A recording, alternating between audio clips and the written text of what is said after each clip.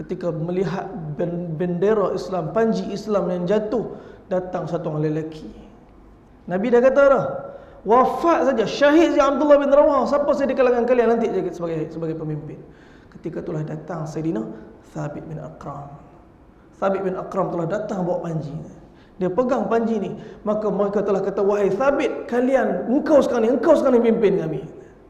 Tentang kalau Thabit nak guna status tu jadi pemimpin, dia boleh susun strategi, tapi ini bukan berkenaan saya, ini berkenaan agama. Wallah tidak, aku akan bagi pada yang lebih layak pada aku.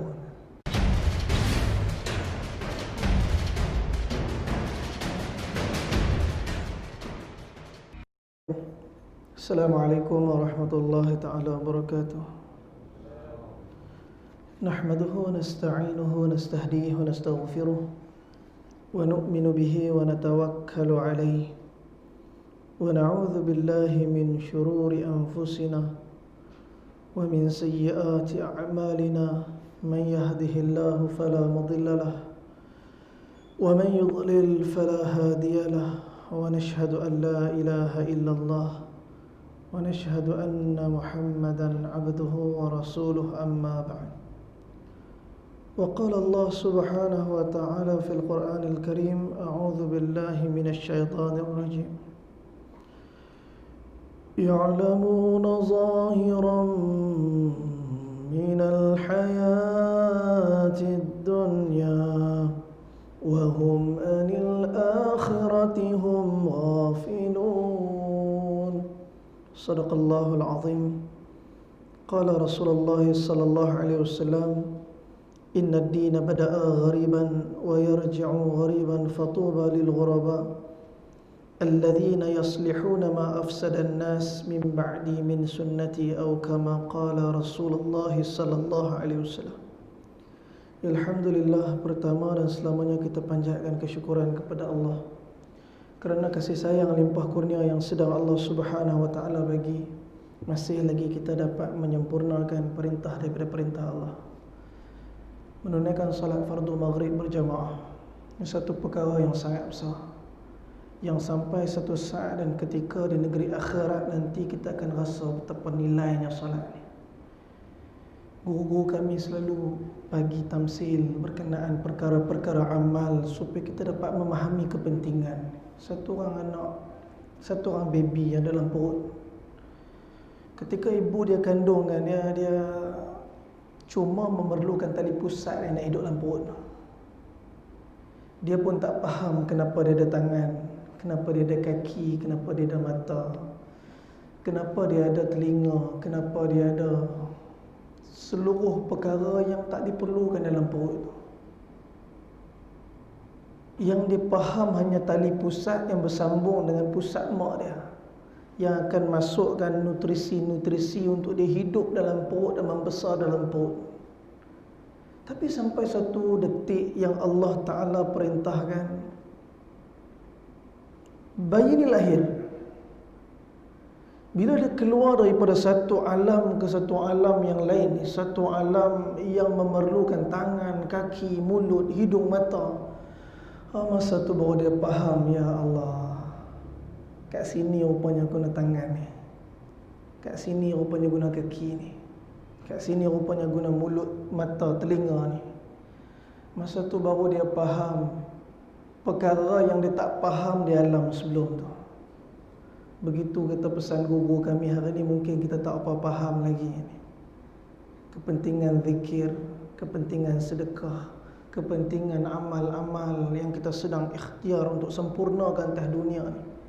Tapi bila kita pejam mata nanti, ketika tu kita akan faham seperti mana yang kita duk baca setiap hari Jumaat.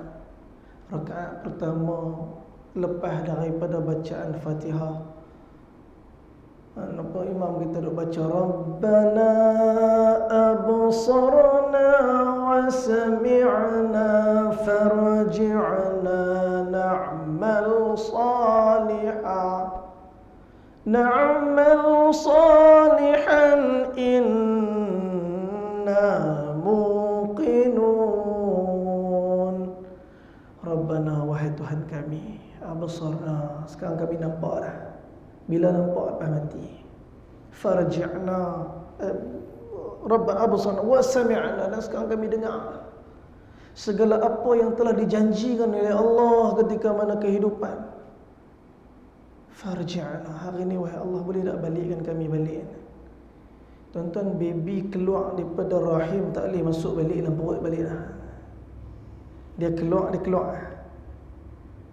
Tapi begitu keadaan orang yang Allah Ta'ala telah langkahkan dia keluar daripada kehidupan dunia, masuk ke alam akhirat, ke alam kubur, dia minta pada Allah, farji'na, nak balik sungguh-sungguh.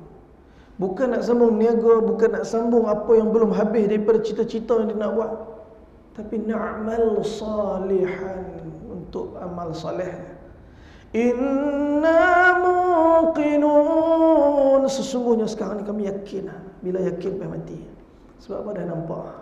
Sebab tu Allah Subhanahu wa taala telah utuskan para anbiya alaihi wassalatu wassalam untuk fahamkan kita tentang maksud kehidupan dunia ni. 124,000 para anbiya alaihi wassalatu wassalam telah diutuskan. 100 suhuf, 4 kitab telah disempurnakan. Allah firman dalam surah yang kita duk baca, Sabbihisma rabbikal a'la, sampai pada satu ayat Allah sebut, bal tu'thirunal hayatad dunya, bahkan kalian tetap melebih-lebihkan dunia. Walaupun Quran dah diutuskan sempurna dah, ulama telah dihantar untuk menyempurnakan risalah perjuangan Nabi SAW setelah wafatnya Nabi dan para sahabat dah. Tapi lepas faham semua ni, masih juga dunia jadi keutamaan. Yang paling sedih, ahli agama pun sibuk lebih dengan dunia daripada orang-orang yang Allah Ta'ala bagi dunia pada dia. Ahli agama pun guna agama untuk dunia. Benda ni Nabi cukup risau. Ada orang yang Nabi sebut jahilun billahi wa alimun bihkamillah.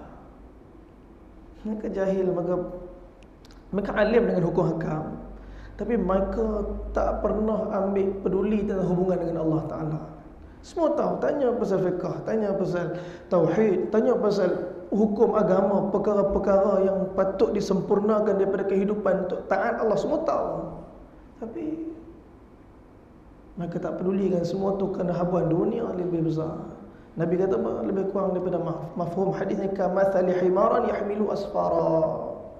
Mereka ni macam keldai-keldai yang tanggung buku atas belakang, tak faham apa, tak peduli pun.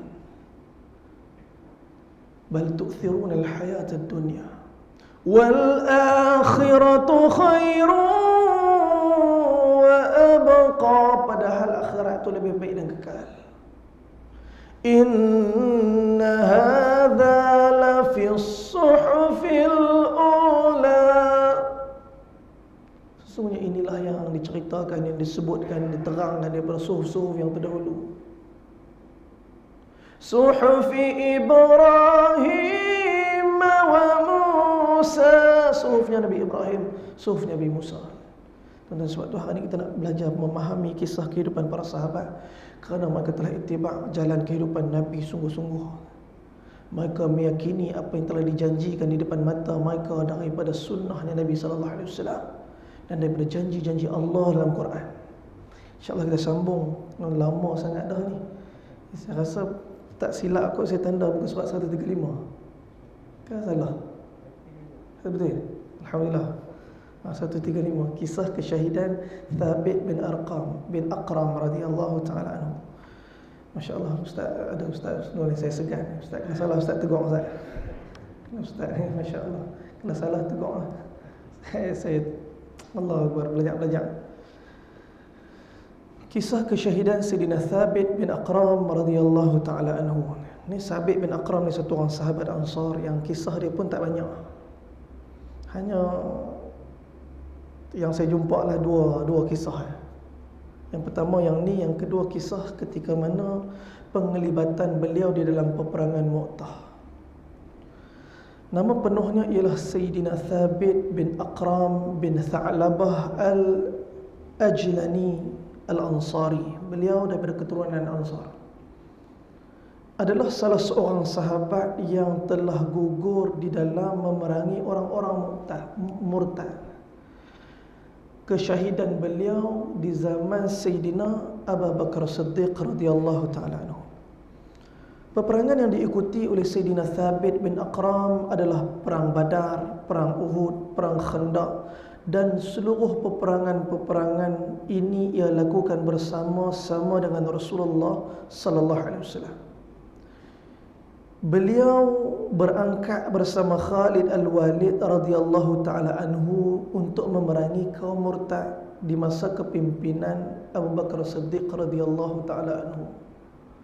Bila Nabi wafat, ketika itu telah berlaku beberapa perkara. Yang pertama, pemilihan khalifah. Jasad Nabi belum lagi dikebumikan, masih lagi diuruskan oleh ahli baitnya Nabi SAW. Sedangkan di Saqifah Bani Sa'idah, orang Ansar dah berimpun. Buat apa? Nak pilih pemimpin untuk menggantikan pimpinannya Rasulullah. Dan ketika itu berita ini telah dikhabarkan, disampaikan kepada Sayyidina Abu Bakar Siddiq, Sayyidina Umar Al-Khattab, Abu Ubaidah Al-Jarrah, yang merupakan orang-orang muhajirin. Maka tak kala mereka telah pergi di Saqifah Bani Sa'idah untuk sampaikan perkara ini, tuan-tuan, orang-orang Ansar kata, wahai orang muhajirin, sini mesyuarat orang muhajirin, orang Ansar pergi mesyuarat orang Ansar. Sini mesyuarat orang Ansar, orang muhajirin pergi mesyuarat orang muhajirin. Ketika itu berlaku satu goncangan. Mereka dalam keadaan kegentingan kerana ketika ni berlaku fasa tak ada pemimpin. Nabi baru wafat dan urusan pengumuman Nabi belum selesai. Pendek cerita, sebab kita bukan nak cerita benda tu, akhirnya Abu Bakar Siddiq dibayar sebagai khalifah. Dan ketika tu betapa kuatnya Abu Bakar Siddiq. Sayyidina Usamah bin Zaid telah ditunjukkan oleh Nabi untuk memimpin tentera untuk keluar di jalan Allah berdepan dengan Rom.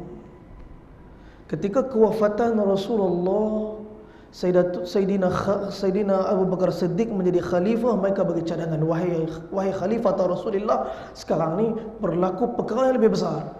Bila Rasulullah wafat saja, ada orang-orang telah murtad, ada orang-orang tak mau bayar zakat, lebih teruk yang telah mengaku sebagai nabi, nabi-nabi palsu. Dan sekarang ni Rom dan Parsi sudah bersiap untuk serang kita. Tuan-tuan, Abu Bakar Siddiq kata apa? Kalian mencadangkan aku untuk menahan daripada tentera yang telah dikeluarkan oleh Nabi, yakni tenteranya Usamah bin Zaid yang telah diperintahkan oleh Nabi untuk keluar di jalan Allah. Kalian suruh aku panggil balik. Mereka, para sahabat, fikirkan perkara tu untuk panggil balik. Sebab apa? Keadaan kegentingan Rom, Parsi semua, mereka fikir maslahat ketika tu yang paling mereka perlu kedepankan ialah mempertahankan Madinah. Mereka punya fikir, kalaulah tentera ni dikeluarkan, mereka takut Madinah akan kekurangan orang untuk dipertahankan. Tapi apa keadaan Sayyidina Abu Bakar? Ini kekuatan, ini kefahaman. Di kalangan para sahabat yang paling faham agama ialah Sayyidina Abu Bakar Siddiq. Sebab apa? Abu Bakar Siddiq ialah orang paling banyak berkorban. Di kalangan para sahabat yang paling banyak berkorban, mana saja ada Nabi, di situ ada Abu Bakar Siddiq. Sayyidina Ali kata, aku cemburu kadang-kadang. Nabi selalu kata, dakhaltu ana wa Umar wa Abu Bakar, kharajtu ana wa Umar wa Abu Bakar. Aku, Umar, Abu Bakar masuk, aku, Umar, Abu Bakar keluar. Ini orang yang selalu dengan Nabi. Hatta hijrah pun Sayyidina Abu Bakar radhiyallahu ta'ala anhu dengan Rasulullah. Bahkan kecintaan Abu Bakar kepada Rasulullah cerita dalam kisah-kisah sirah. Sampai pada satu keadaan Nabi kata, wahai Abu Bakar, aku dalam keadaan dahaga. Nabi dahaga, Abu Bakar dalam kabut, cari air. Bahkan dalam riwayat sebut dapat semangkuk susu diberi kepada Nabi SAW. Lantas Nabi minum. Apa kata Sayyidina Abu Bakar bila Nabi minum susu? Sayyidina Abu Bakar pun dahaga. Tapi bila Nabi minum, Sayyidina Abu Bakar kata apa? Fasyariban Nabi hatta wartawaitu ana. Yang minum air ini Nabi, tapi yang hilang dahaga aku. Ini hubungan, ini cinta. Sebab tu Abu Bakar ialah orang yang paling faham agama di kalangan para sahabat. Ketika mereka nak angkat tangan Umar untuk dibaiat, kata Sayyidina Umar, apakah mungkin aku menjadi khalifah kepada rakyat yang di dalamnya ada Abu Bakar? Tak mungkin. Siapa yang diperintahkan oleh Rasulullah menjadi imam setelah dalam keadaan kegeringan Rasulullah? Sayyidina Abu Bakar. Ketika Sayyidina Rasulullah beritahu kepada Aisyah, bahkan sampaikan kepada para sahabat, muru Abu Bakar falyusalli bin nas. Suruh Abu Bakar jadi imam. Abu Bakar Siddiq, sahabat yang begitu utama, ujian besar. Bila Abu Bakar Siddiq diangkat menjadi khalifah, telah berlaku 4 peristiwa ni. Abu Bakar Siddiq kata, demi Allah, aku tidak akan tarik balik tentera yang telah diutuskan keluar oleh Rasulullah. Sahabat tanya lagi, ya Rasulullah, ya Abu Bakar, kalau macam tu, tukarlah dia punya amir ni, tukar pemimpinnya. Usamah bin Zaid ni terlampau muda. Sebahagian riwayat kata umur dia baru 17. Umur 17, tuan-tuan, zaman kita sibuk dengan Mobile Legend. Tak payah tengok cucu kita, anak kita, semua dapat handphone. Kerana apa? Ini keadaan zaman yang begitu sukar dalam peperangan dengan diri. Semua benda yang nak try. Ini zaman ni umur 17. Tapi Nabi angkat Usamah bin Zaid jadi apa? Jadi amir untuk sempurnakan ghazwah ni, syariah ni, untuk sempurnakan perjuangan ni. Mereka minta untuk diturunkan Sayyidina Usamah bin Zaid. Sayyidina Abu Bakar kata apa? Wallahi kalian sedang meminta aku menurunkan orang yang diangkat oleh Rasulullah. Tak mungkin. Tuan-tuan, tentera Zaid tetap dikeluarkan. Bila tentera ni keluar, seluruh masalah Allah selesaikan satu. Tuan-tuan, dalam peperangan Mu'tah, kita drag balik ke belakang.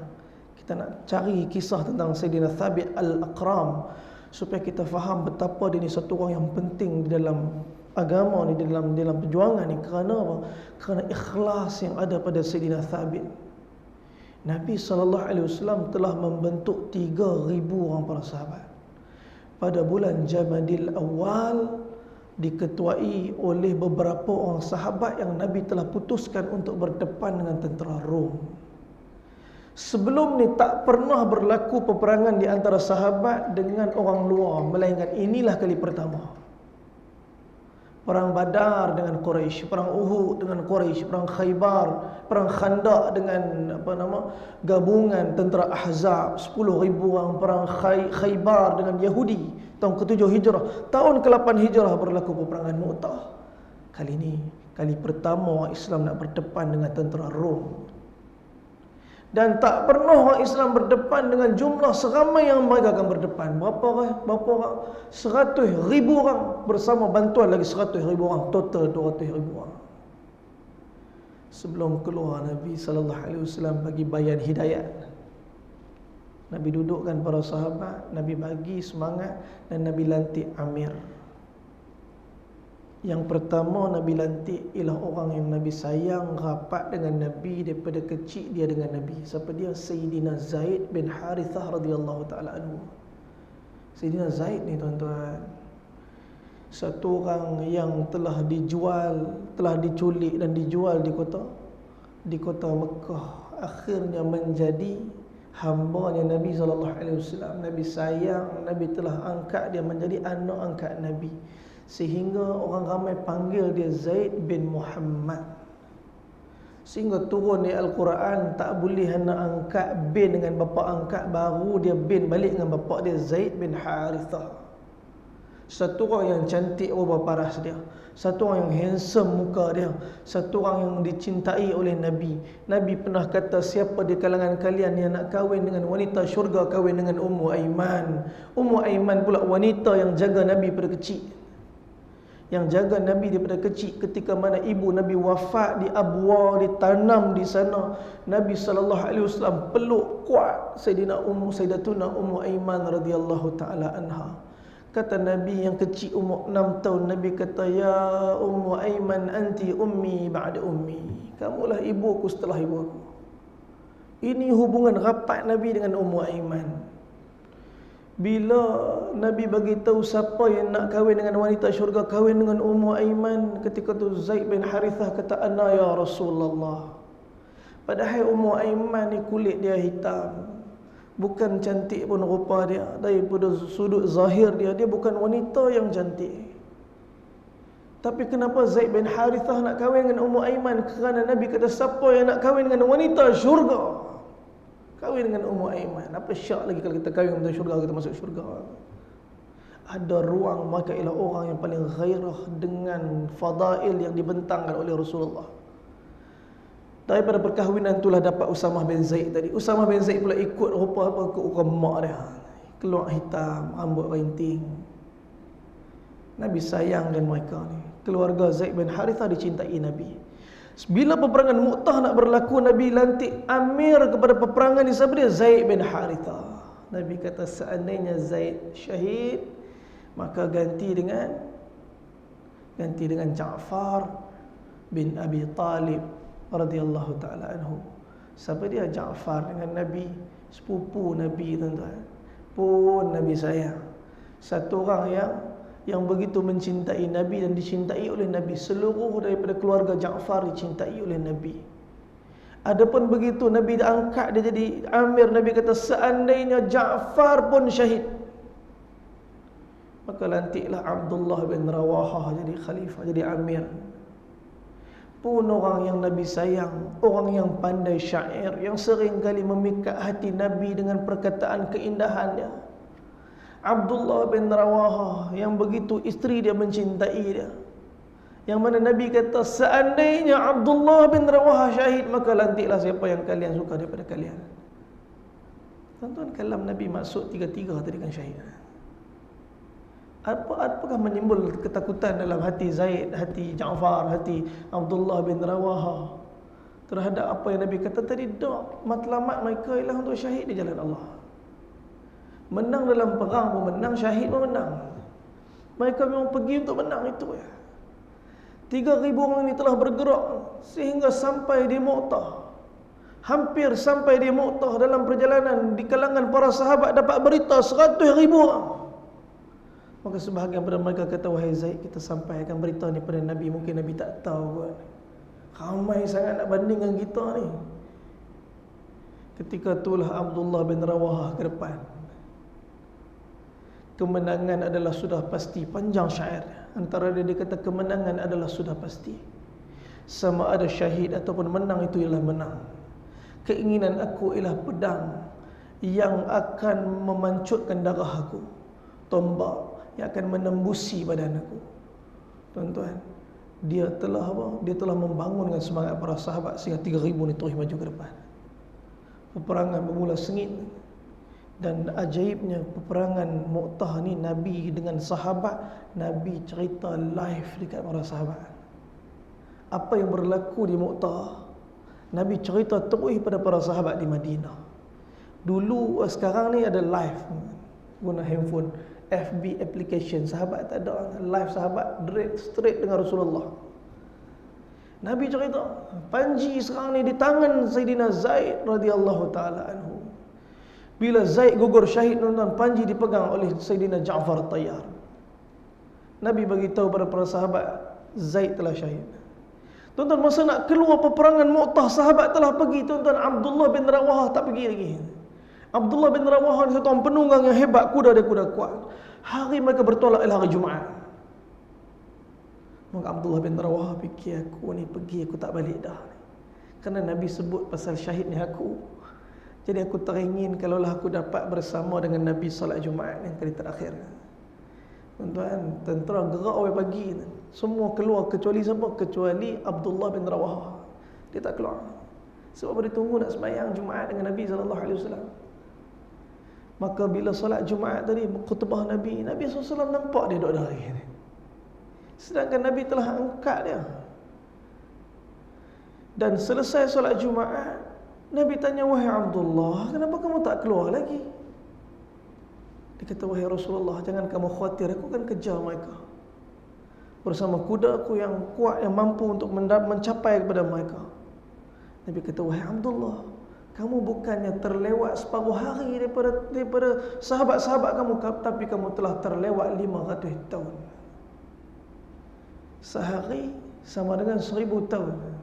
Setengah hari sama dengan 500 tahun. Nabi kata Abdullah bukan sikit punya lewat, bukan separuh hari punya lewat, kerana dia tahan diri dia hanya semata-mata rindu nak duduk dengar khutbah Nabi, untuk menyempurnakan Jumaat terakhir dalam kehidupannya. Dia telah menangguh-nangguhkan sedikit masa untuk keluar jalan Allah Subhanahu Wa Taala. Sebab tu tak boleh tangguh. Ada takaza, ada keperluan agama, jangan tangguh buat walaupun ada urusan kita sekarang ni. Infiru khifafan wa thiqalan. Allah Ta'ala perintah bergegaslah keluar jalan Allah dalam keadaan khifaf, ringan, ataupun thiqal, berat. Berat keluar, ringan keluar. Ada orang ringan boleh lah, tengah ringan nak sembahyang Jumaat, semua nak duduk dalam majlis, tengah tak apa, tak ada kerja, tengah ada sibuk sikit, minta maaf.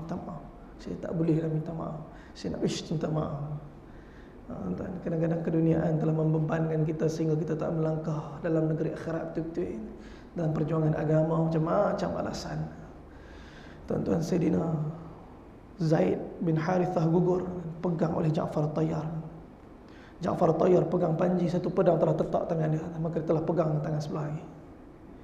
Maka satu orang telah datang tetap tangan, maka dia kepit dengan lengan dia, pegang panji tadi. Maka telah datang tetap pada belakang, akhirnya telah tersungkur jatuh. Sebab tu mereka telah menggelarkan dia. Maka Nabi kata, Ja'far At-Tayyar, pemilik sayap. Tangan dia telah dikorbankan jalan Allah, Allah ganti sayap kat negeri akhirat. Ini Sayyidina Ja'far, sepupu Nabi SAW. Bila Ja'far syahid, Nabi telah mengatakan tentang kesyahidan Ja'far. Siapa dia isteri Sayyidina Ja'far?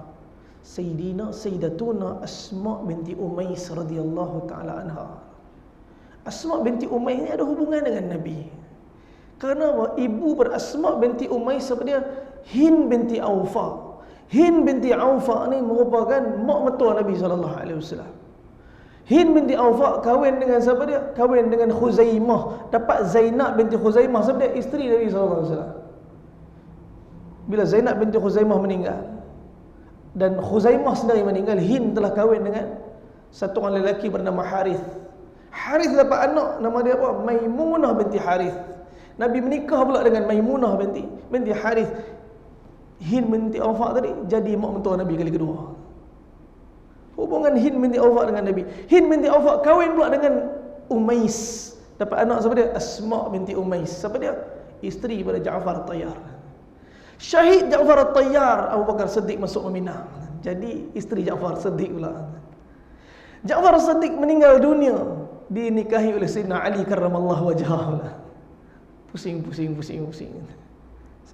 Sahabiah, mereka faham, mereka bukan untuk mereka. Hati saya bukan untuk saya, hati saya untuk Allah.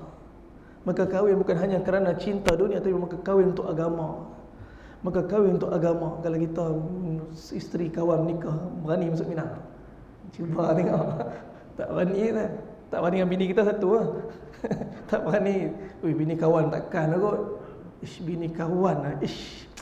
Tuan-tuan, sahabat, Sayyidatuna Asma binti Umais, mula-mula isteri Ja'far Tayyar, Ja'far syahid, isteri Abu Bakar Siddiq pula. Abu Bakar Siddiq syahid, isteri pada Sayyidina Ali pula. Sampai dia kakak ipar dia dulu.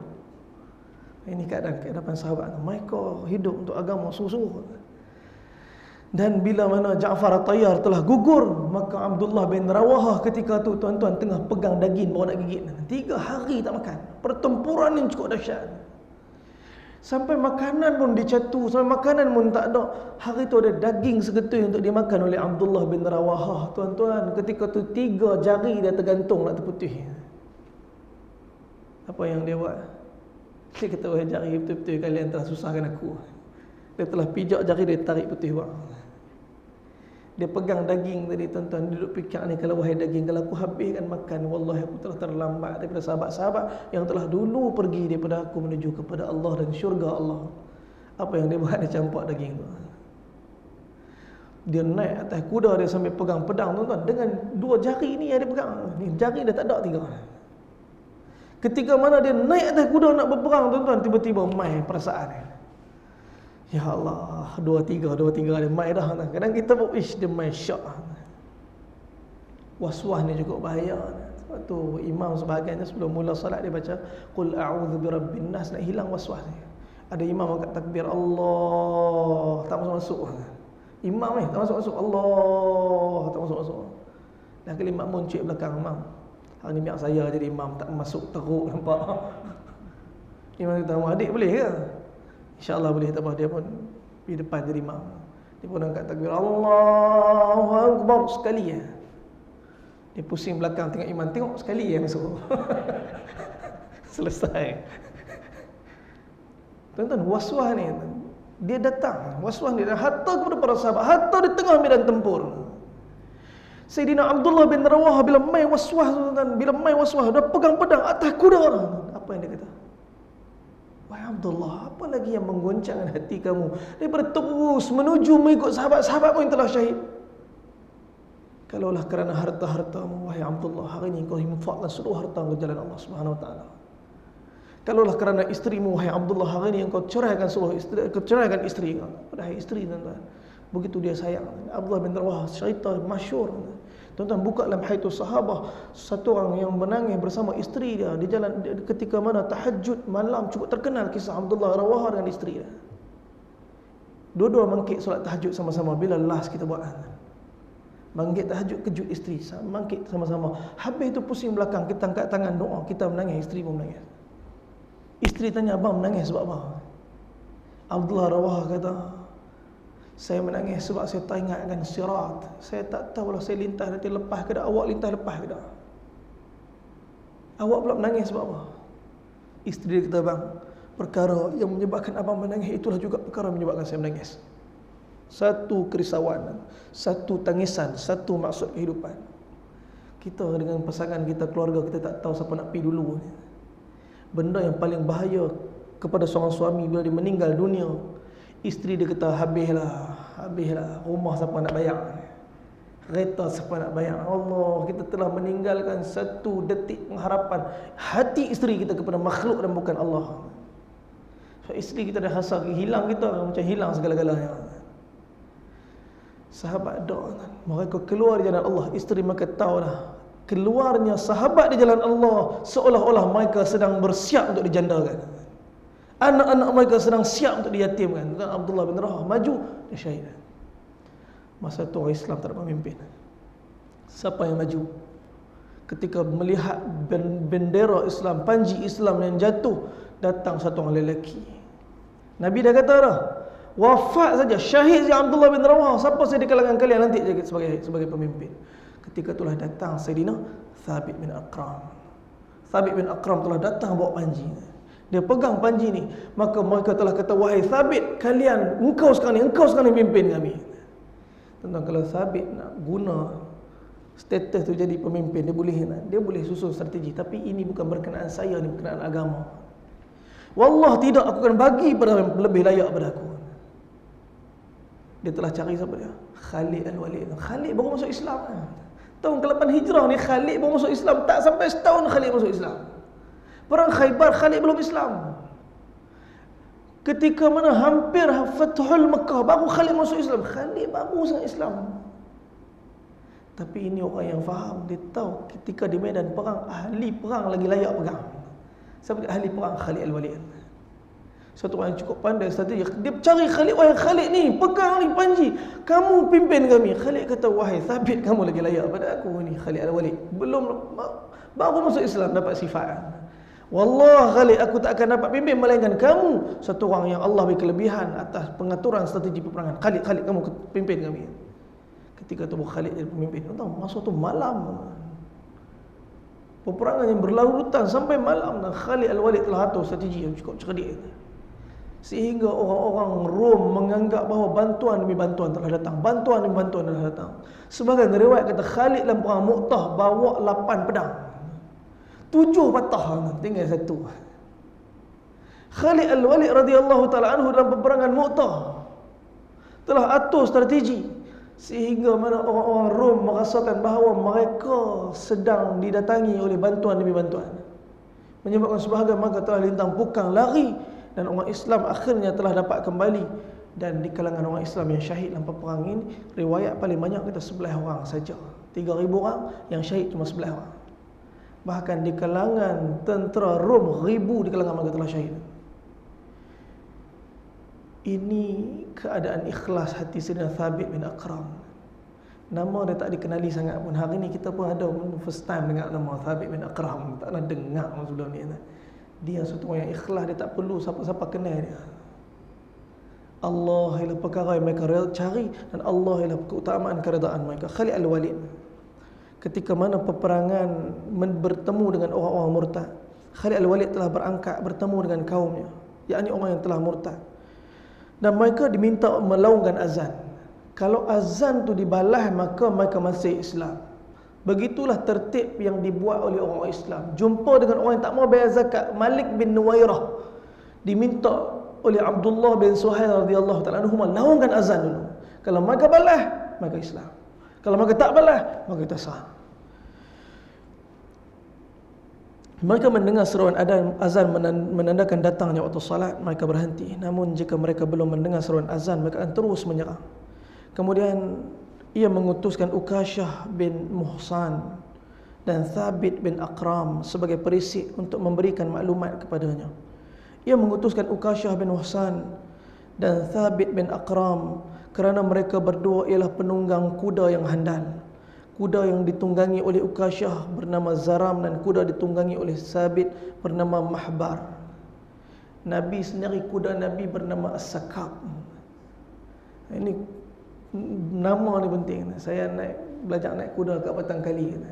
Bila ada nama baru kita kenal. Ini kuda ni kerja lambung aku. Dan saya naik kuda baru beberapa bulan dah. Saya ingat dia jatuh 4 kali. Kita belajar kuda lari, lari, kita suruh dia kona kanan, dia tak mau, dia kona kiri. Kan benda tu kona. Dia tak mau kona, dia balas belah kanan. Memang dia saja lambung kata. 4 kali kena lambung.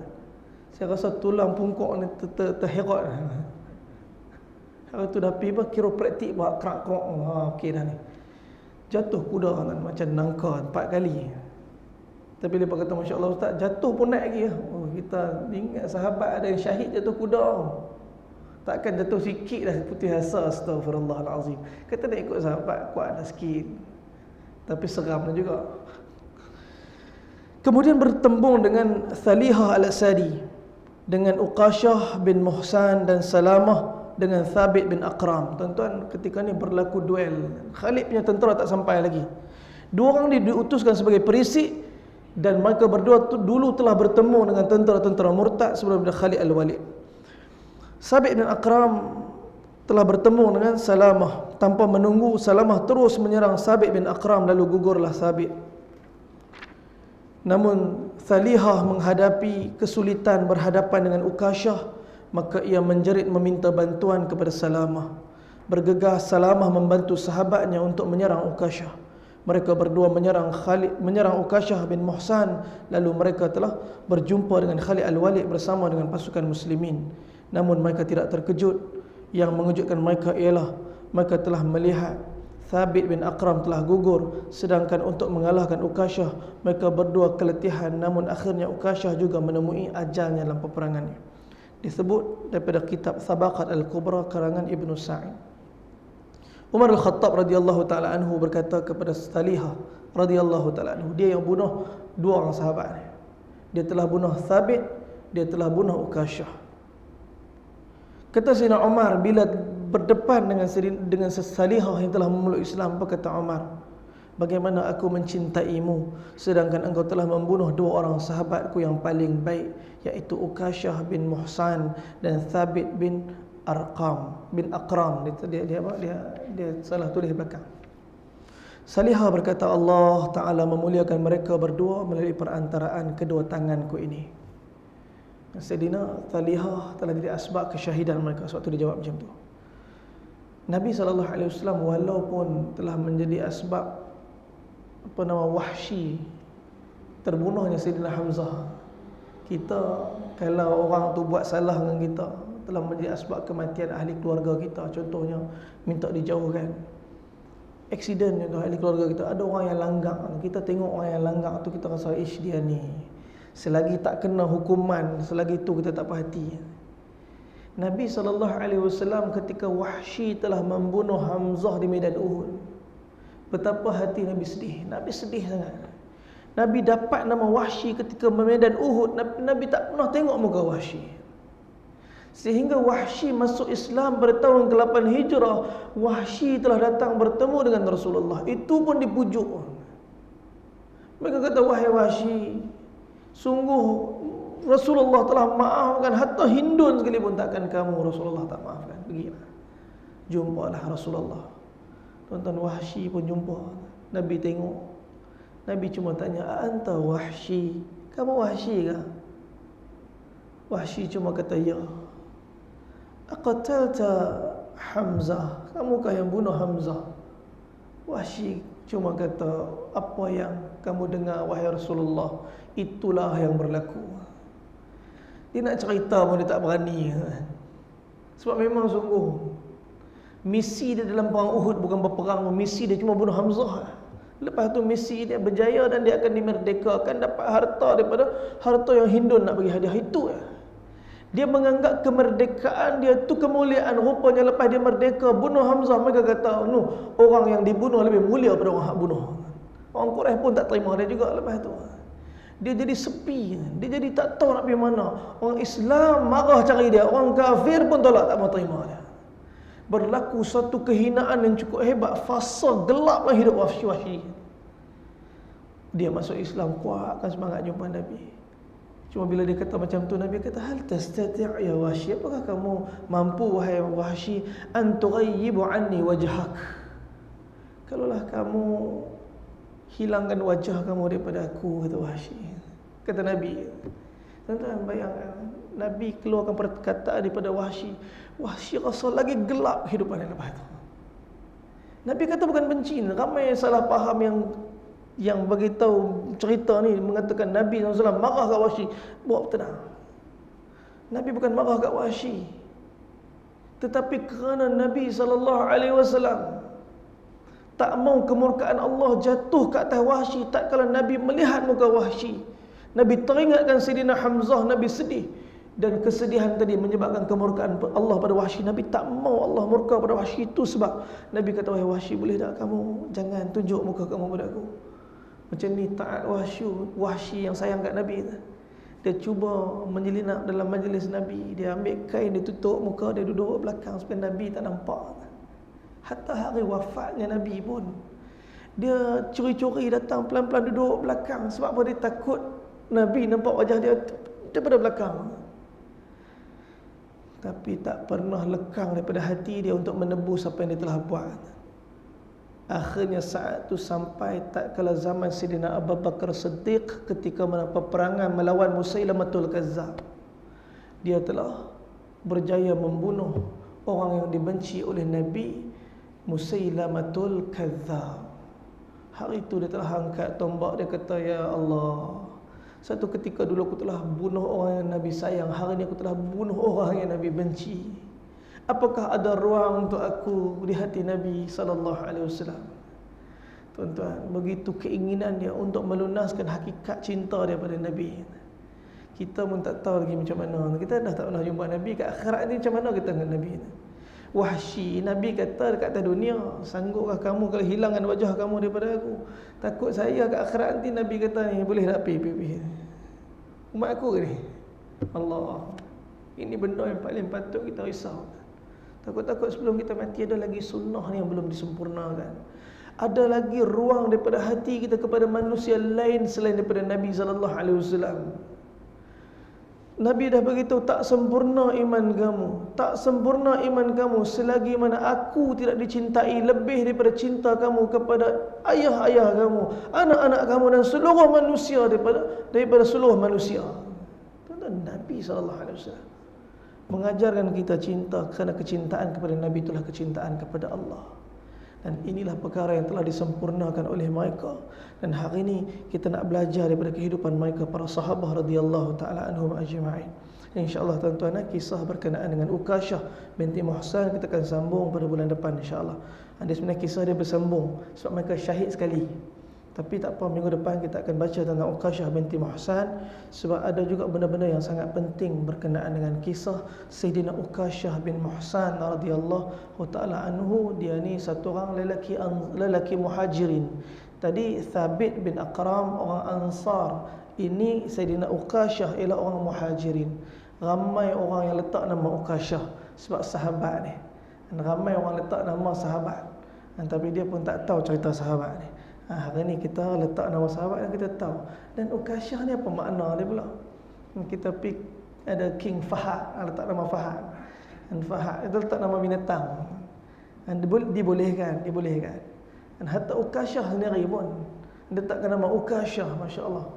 Dan kisah pun tak tahu tapi macam sedap. Dan panggil pun Ukasyah, kita pun tak ada orang nama Akasyah. Nanti perempuan pun ada. Tapi kita tengok insya-Allah kisah ni pada bulan depan.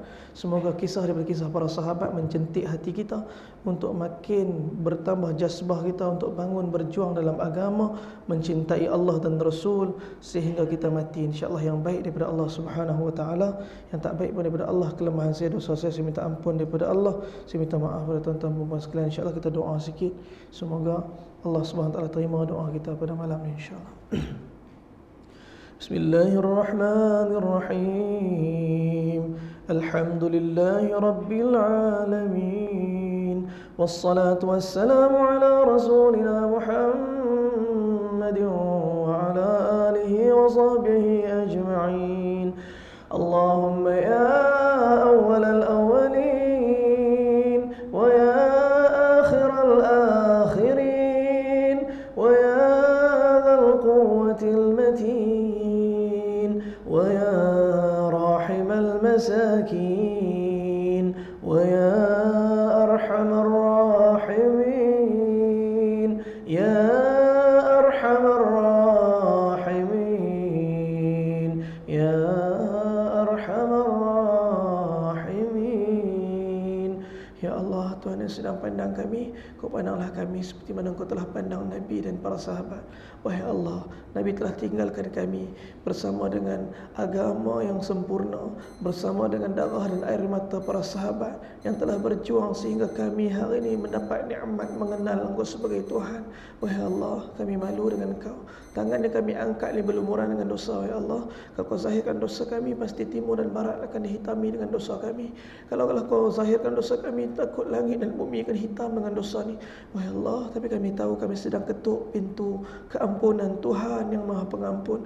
Wahai Allah, ampunkan dosa kami. Wahai Allah, ampunkan dosa mak ayah kami. Kami sayangkan mereka. Mereka telah berjuang untuk kami. Seluruh kehidupan mereka, harta, segala perkara yang menjadi asbab kebaikan pada kami, mereka telah usaha dan sempurnakan. Wahai Allah, ada di kalangan kami yang mak ayah kami telah lama pergi dan tinggalkan kami.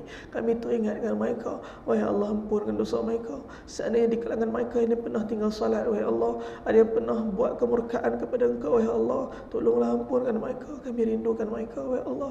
Temukan kami dengan mereka di akhirat nanti, berselisih bahu, berpegangan tangan, melangkah masuk dalam syurga Engkau, wahai Allah.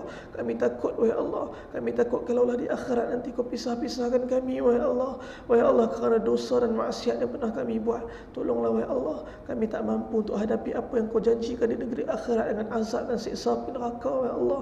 Api yang akan cairkan gunung ganang, api yang akan cairkan batu-batu, wahai Allah. Wahai Allah, kami tahu Engkau Tuhan yang sedang pandang kami. Ampunkan dosa kami, wahai Allah. Wahai Allah, ampunkan dosa anak isteri kami, wahai Allah. Kami tak pandai didik mereka. Jangan kerana kelemahan kami dalam mendidik mereka untuk mengenal Engkau, hidup dalam keredaan Engkau, sunnah Nabi kekasih kami. Wahai Allah, kerana kelemahan-kelemahan Engkau telah kami tak dapat nak selamatkan mereka daripada api neraka di akhirat nanti sehingga mereka tergelincir. Wahai Allah, wahai Allah, ampunkan dosa ahli keluarga kami, ampunkan dosa seluruh umat Islam seluruh dunia ni, wahai Allah. Kesian anak muda kami, ada yang masih minum arak, berzina, wahai Allah. Ada yang tak sempurnakan ketaatan kepada mak ayah, ada yang sibuk dengan maksiat dan dosa, ada yang tak tutup aurat sampai hari ini, wahai Allah. Tolong ampunkan dosa umat ni, wahai Allah. Ampunkan dosa umat ni, wahai Allah. Orang bukan Islam, bagi hidayat pada mereka untuk kenal agama ni.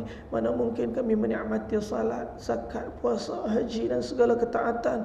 Kami melihat mereka dengan keingkaran, mengingkari Engkau sebagai Tuhan. Tak pernah sekali pun dahi mereka sujud pada Engkau, wahai Allah. Tolong selamatkan jiran-jiran kami yang belum Islam, seluruh daripada rakyat-rakyat Malaysia yang belum Islam, daripada orang Amerika, orang Jepun, orang Engkau ya seluruh dunia belum Islam. Sampaikan hidayah pada hati-hati mereka wahai Allah, supaya mereka dapat mengenal Engkau seperti mana Nabi, keinginan Nabi pada mereka untuk mereka datang dan sujud pada Engkau wahai Allah. Kami tak pandai nak doa. Apa yang Nabi SAW minta dalam doa Nabi, kebaikan itu kami minta.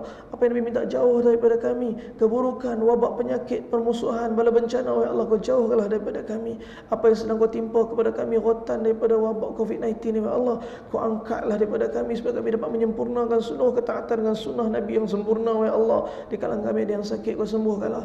Ada yang diuji masalah hutang, Kau langsaikanlah. Ada yang diuji masalah rezeki, Kau lapangkanlah. Ada yang diuji masalah rumah tangga, Kau selesaikanlah. Rabbana amanna bima anzalat taba'ana ar-rasul faktubna ma'asy syahidin. Rabbana atmim lana nurana waghfir lana warhamna innaka ala kulli syai'in qadir. Rabbana atina fid dunya hasanah wa fil akhirati hasanah wa qina adzaban nar.